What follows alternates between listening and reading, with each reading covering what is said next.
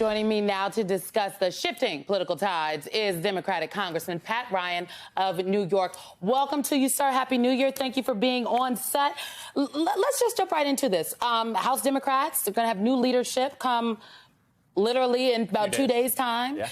What has the new leadership discussed with the caucus about their priorities for this 118th Congress? And Happy New Year to you. Happy New Year. Thanks for having me. I'm excited because the Democratic Party is in array at a time when, as you just said, the Republican Party, in a pursuit of power and greed, is in disarray. So we're going to come in and do exactly what we've been working to do and delivering on the last 2 years.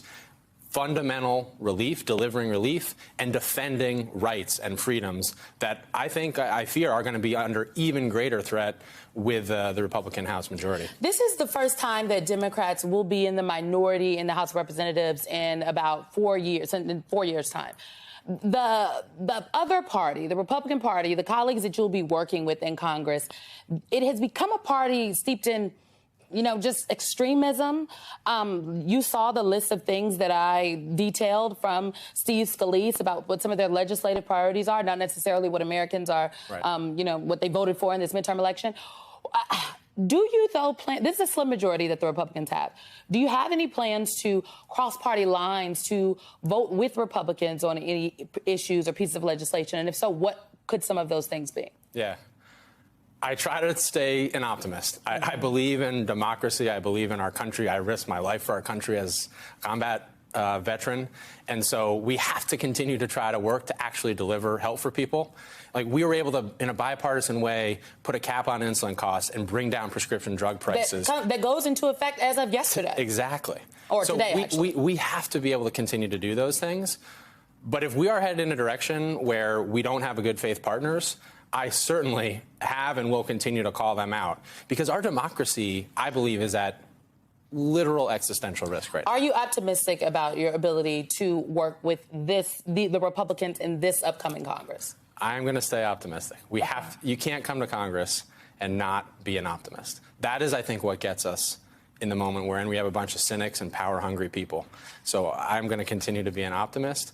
But being an optimist means I believe in our democracy. And if there are grave threats to our democracy, for example, seating a member of Congress who blatantly lied about their entire record just George Santos, your fellow New Yorker. Right. Let's talk about George Santos. Now, just for folks out there, you have called for George Santos to not be seated in this Congress. You think he should resign, given the lies and embellishments. Yeah. I just want to remind people at home about George Santos and what he has done. He is a Republican, a long list, Republican who was elected in this past midterm election in a seat that Democrats previously held, and he embellished his resume, and he actually apologized to the outlet City and State and WABC Radio, and he admitted to, quote, embellishing his resume. He misled voters on key points like his educational history, previous employment at Citigroup and Goldman Sachs. That is just the tip of the iceberg. He had additional claims, including his religion, ancestry, and more. All of those were challenged and debunked. He famously, asserted he was Jewish, and then he came out and said, actually, I'm Jew-ish. I don't know what that means in a time where anti-Semitic attacks are on the rise against our Jewish brothers and sisters. What do you think is really going to pan out here? Because George Santos has said he has no intention of resigning, and he plans to take that oath of office on January 3rd. I mean, this is one of, in the history of our country, the most grave,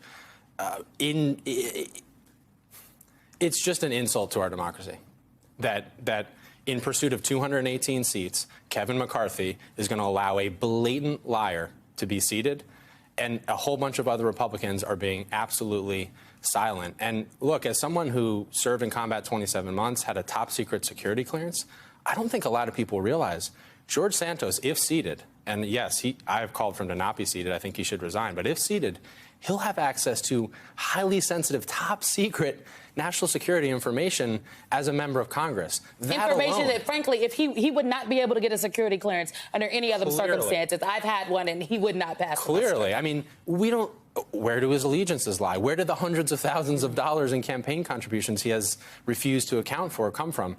Those are some of the most ripe for control by a foreign adversary issues that an individual would have. There's no way to have a clearance. This is something we need to talk more about. It's certainly something I'm going to be focused on.